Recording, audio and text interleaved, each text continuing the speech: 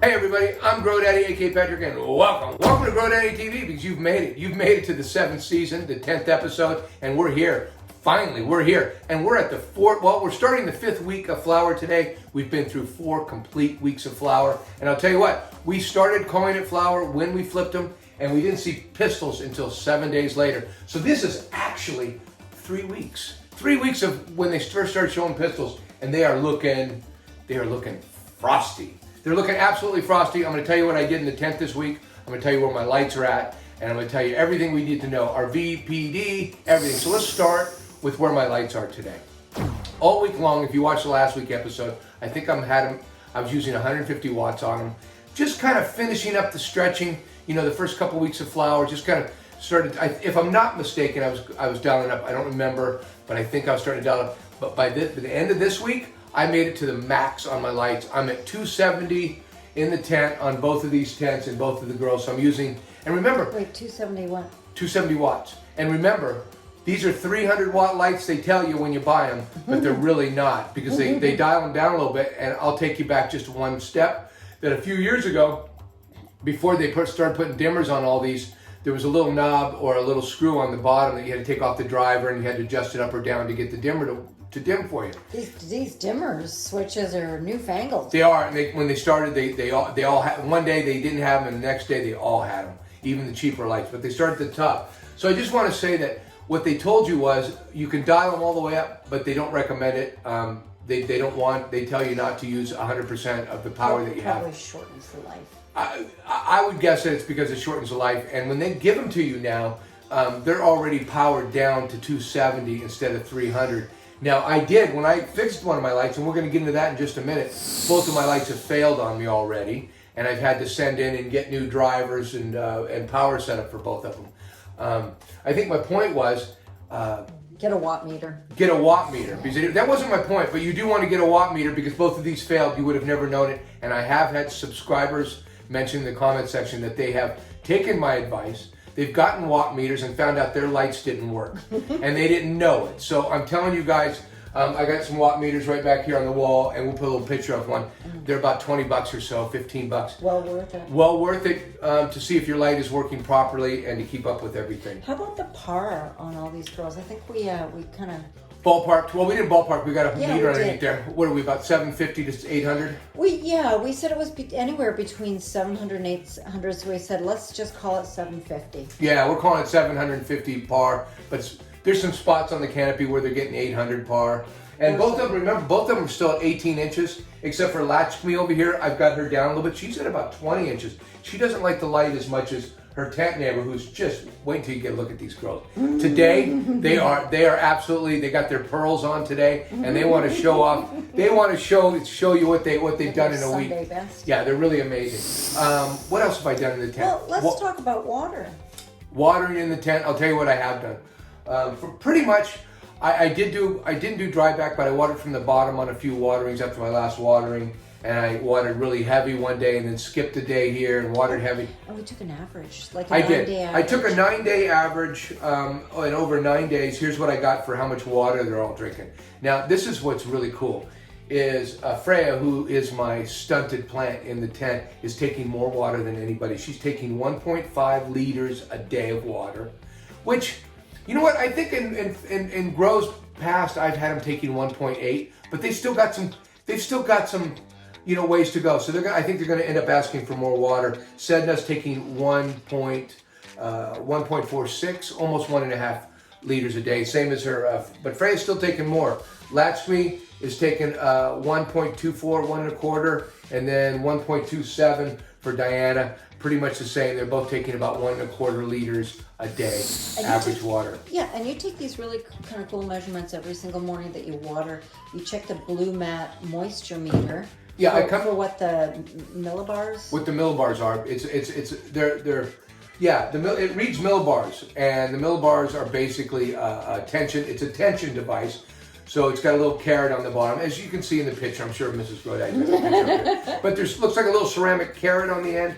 Well, when you put that in the soil and you fill up that whole tube full of water, that little device on the top, the end, my little digital readout, it measures the tension the soil is trying to pull water out of that tube, and it gives me a reading. And it's So if it's like a really high number, it means you're super duper dry? Yeah, the lower the number, the wetter it is. And for instance, this morning I watered them all pretty good, and they all went down to about 20 millibars. Which is really, really wet. Yeah, just a couple hours ago, which is really, really wet. But you know what? They drank and dispersed, and at this point, they're all running around 50 just a couple hours later. Yeah, you want that to last through the night, right? Yeah, they're gonna last all day, and I'll water tomorrow, and I'll be doing the same thing to them tomorrow, putting another 1.5, to 2 liters in them, whatever they ask for based on the millibars. Because I write the millibars on a piece of paper, and it gives me a really good idea after doing this about how much water to bring them where I want them. Well, drybacks when you dry, and I did dry back on my seedling, and also my 1.5 gallon. I did dry back. When they're in smaller containers. When they're in smaller containers, I think it's more necessary. And even in a 5 gallon, I would be leery, unless I had a drip system, some kind of automated system, about keeping it wet. To water by hand and try to do a 3 or a 5 gallon would be extremely difficult in soil without overwatering. You would literally have to probably water twice a day, okay, and small amounts. To keep them moist. To keep it moist without completely soaking it, because it's going to drink up so much water in a day. My BPD in the tent is, I brought my, from veg, I was at 70 humidity. Now I'm down to 60 all through flower until probably the very end. I'll bring it to 50, but I'm shooting for 60 relativity. So that's percent relativity, and 75 to 80 degrees. Although I think I'm getting down below 70, maybe 65 at night. So maybe 65 the total. At 65 maybe at night I'm getting down to now with the door a little open. 65. And they seem pretty happy. They apparently it's good for them to be a little cool at night, right? It's good. I've always heard 5 to 10 degrees. I go about 15, but I mean it's very unscientific. In the real world, of course, they're going down maybe 20 degrees, 30 degrees at night outside.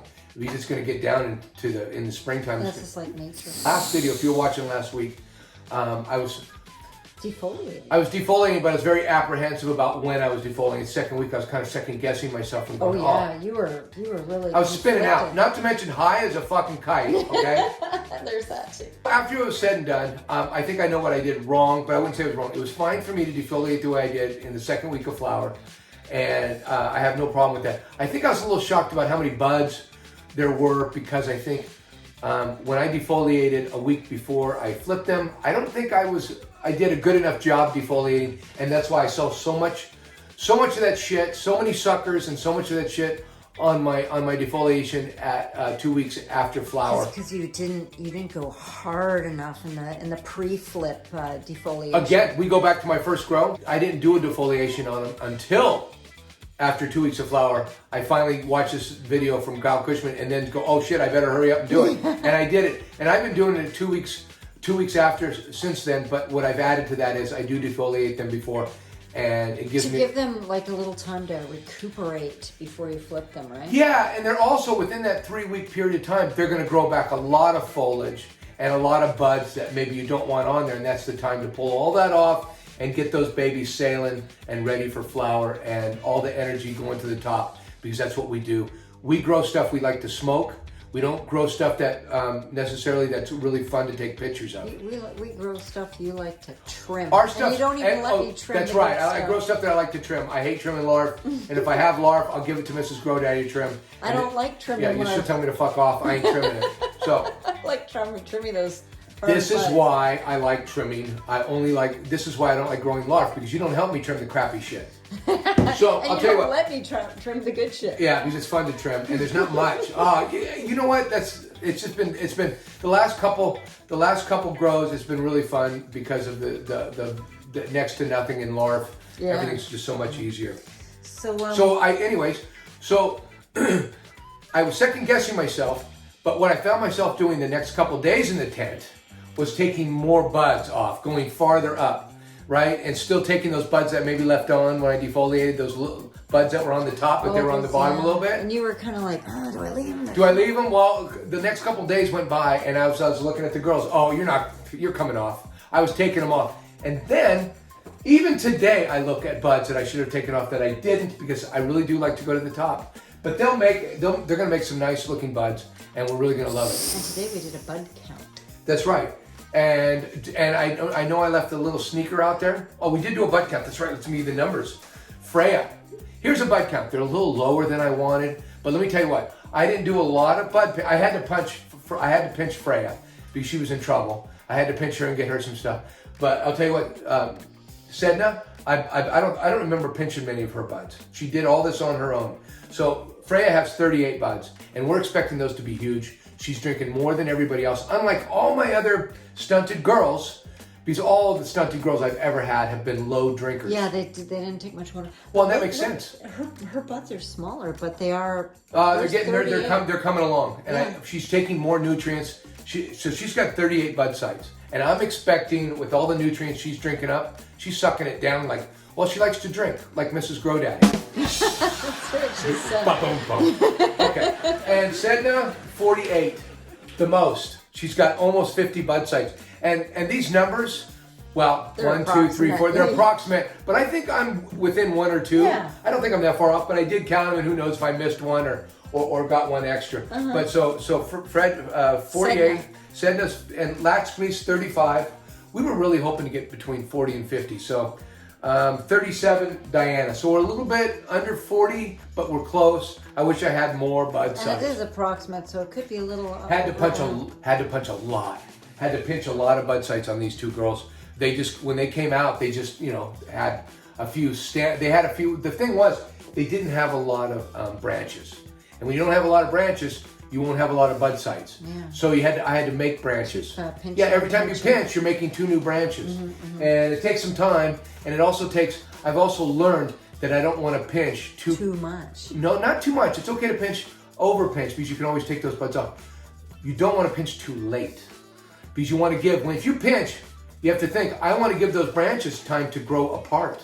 I pinch so close to transition or the flip that they just grow up a little bit and don't stretch, and they're right next to each And other. they don't get their space. They don't get their space. Well, that one girl, we had a great harvest when I grew all those little tiny ones, but we had really good yield out It of was them. a pretty good yield. Yeah, but I pinched them too. That's why they were so bunched up and close together. I didn't give them time to stretch after I pinched. So try to think of that when you're pinching, like, am I going to have a couple weeks before transition? You don't want to, I don't know what it is. I don't remember, but it's at least a couple weeks before I flip them. I don't even think, maybe even 3 weeks. I don't know, you know what I mean? I mean, they were in veg for, I want to say they were in veg for 6 weeks. So that means probably I pinched for 3 weeks is what I'm You guessing. started pinching pretty early. 4 weeks maybe. Oh, I pinched them right off the bat. Yes, you did. I pinched them almost, I pinched the tops off them before they even got in the bigger container. So yeah, I started pinching early. Let's go check out some weed porn at this point, and this is what you guys all came for. Let's go check out Freyja, the other drinker in the family. Come on!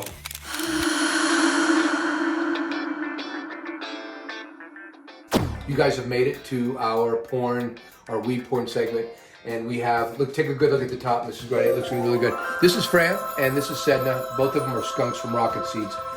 They're really taking up the whole top canopy for the most part. Of course, let's check out Freyja. We're gonna look at her real close right now. She's looking really, really beautiful. What can I say? She is a stunted, but it looks like she's really she's drinking more than everybody else. Let's take a look. Look at some of the buds. Can you look at the front here, Al? Oh yeah. Look at this. This is where we wanted Look to how big show those they're buds are going to kinda be. stacking. You see how big they're stacking? And I left those where they would stack a little bit. And if you look at the top, there's still a little air going through. And we're at the 4th week of flower. That's going to fill in, but we're looking really good. Very smelly. Pepe Yeah. Le Pew Yeah, here. yeah. Very. They smell really good. They smell really good. She's looking really good. Freyja, you are the oldest, the wisest probably in the tent. And look at you frost up. Look at you get all frosty. Oh, you are going to be a frosty one, aren't you? She's lovely. She is. She's a beautiful little girl. And she likes to party. That's right. Let's go take a look right now at Sedna, and let's go check out all the good stuff she has to offer right next door. Come on. This is Sedna, our other skunk in tent 1. Sedna, what can I say? Perfect. She's got a perfect canopy. Buds are all fairly spaced out appropriately, and she's got almost 50 of them. She's going to be, and she's frosting up like you would not believe. She's probably the frostiest out of the 4 girls. We're going to get a really close look, but she's probably the frostiest, and she's just absolutely beautiful. And if you can see, these buds are really, they're just looking beautiful. She's going to have some she's gonna have some beautiful, beautiful buds. Oh, I just can't believe how great Sedna is looking and how perfect she's looking. If I had 4 plants like her, what can I say? I wouldn't need to get a vasectomy. Hey, you're looking really good, Sedna. But I'll tell you what, you're just impressing the shit out of everybody this week. That's 4 weeks in flower. These things are on track. Let's go take a look at tent 2 and see what the other girls are looking like this week. Come on! Okay, guys, this is tent 2, and we have our Lakshmi, which is our Shiskaberry, and over here Diana, which is our wedding cake. And I'll tell you what, looking absolutely gorgeous on both sides. But do you notice, Lakshmi, how much lower she is? Can you get back and look at the whole canopy and you can see? Yeah. About 2 inches lower. Kind of slopes. Yeah, but look at her praying. Can you see all the leaves going up? Look at all these leaves like this. They're all praying and going up. Look at her leaves. Look at her leaves. They're down. They're kind of not completely bowing over like this. They're not completely bowing over, but they're flat on the downside. They've got enough. They've got enough, but they don't want any more. And I'll tell you what, this is my whole reason for not doing a scrog with 2 different genetics is you can move one up or down. And I'll tell you what, I'm not afraid. I'm not afraid to give Diana more light if she wants it. I will give her more light. We're blasting her out at 18 inches. If I have to drop her to 15 inches of light, I will to shut her the fuck up. Let's go take a look at Lakshmi in the tent. And I'll tell you what, she's looking beautiful. Come on. She's all lollipopped and in the 4th week looking mighty fine. And if you look on top, we have a couple lower buds, but they are exposed. Look, they're exposed. They're getting some sun, but they're a little lower in the tent. And you're gonna even we got some lower ones over here. See how these ones are stacking too? Like you have one on the side. Here's this one right here in the middle. See? Can you get a sight? Look at that. Can you see that at all? It's hard getting in there, but they're starting to stack. Can you show the camera a little? Yeah, I think that's maybe good. Like. Yeah, they're starting to stack after 4 weeks. You can kind of see how they're stacking. By next week, these things are going to be really huge. They're still little stacks, as you can't ask for too much too soon. I mean, next week they're going to be twice as big at this point, so long as we don't slow them down. And we feel our watering process and the other things that we do in the tent with the VPD, and it all just makes our plants happy. And I'll tell you what, Lakshmi looks the least happy out of all of them. She looks the least frosty. And she looks the least, her leaves look least happy. But I'll tell you what, besides there's 1 or 2 real droopy, like this leaf right here, there's a couple droopy leaves. For the most part, she's pretty level and not actually looking like she's getting any bad signs. But I will drop her down even farther and give her less par if I have to. I learned that with Rosie last grow, that I didn't drop her down and fixed her light quick enough, and her leaves suffered.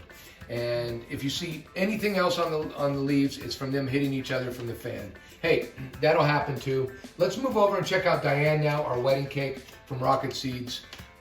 Come on! Okay, this is Diana, our wedding cake from Rocket Seeds in the tent. And what can I say? She's looking very beautiful. Still got a lot of light going through the canopy, as you can see. But she will fill out, and she was just, what can I say? Look at some of these nice buds that are coming. Look at that. Can you see that? Oh my goodness, yeah. See, there's going to be some big, beautiful buds that get together on this. I think I didn't go up far enough on a lot of these buds, but most of them I did. But here's a good one. I'll just show you this one real quick. Okay, if you look at this one. Do you see these lower buds on this one? Get in there. Do you see them? I wished I would have taken these lower buds off. But they may connect and it might be okay. And then we also have a couple suckers. We got some stuff that's down there a little ways that I didn't get. But don't worry, we didn't count the suckers when I counted buds. I only counted the ones on the top. And by the way, just to remind you, we have 37 bud sites on Diana. And yeah, they all have plenty of bud sites, although I really wanted over 40 on all these. And I pinched so many buds on her to get what I have. I pinched a lot of buds because, as you can see, look at all the light that's going through. Even though there's a very thick canopy, still a lot of light going through the canopy. It's just the way she grows out with very few branches and so on. Very airy. It's just her genetics. And you probably can get away with having a few lower buds because the light's getting through the canopy a lot better. I really like the way she grew out. I love it. It's more of a sativa. You can even see it in the leaves. you know, the structure of the leaves, which I'm not supposed to touch right now. Diana, you're looking special. You're probably my favorite so far. Oh, I said Sedna was my favorite already, didn't I? Oops. Now I hope Sedna didn't hear me, but Diana, you're actually one of my favorites too. Oh, you're just beautiful. Hey, Diana, you're beautiful. Come on. Hey guys, thanks for coming back for another week, checking out my weekly update and looking at the girls. They sure are looking beautiful this week, right after 4 weeks of flower. They're really looking gorgeous. I don't know, you guys make this all worthwhile doing. You do. I mean, I love doing it, and I love watching the videos too. We do. But I gotta be honest though, you guys that are watching the videos with me really make it really worthwhile. We live for the praise. Hey, love you guys. Thanks for coming. Come back next week. I'm out. I'm out.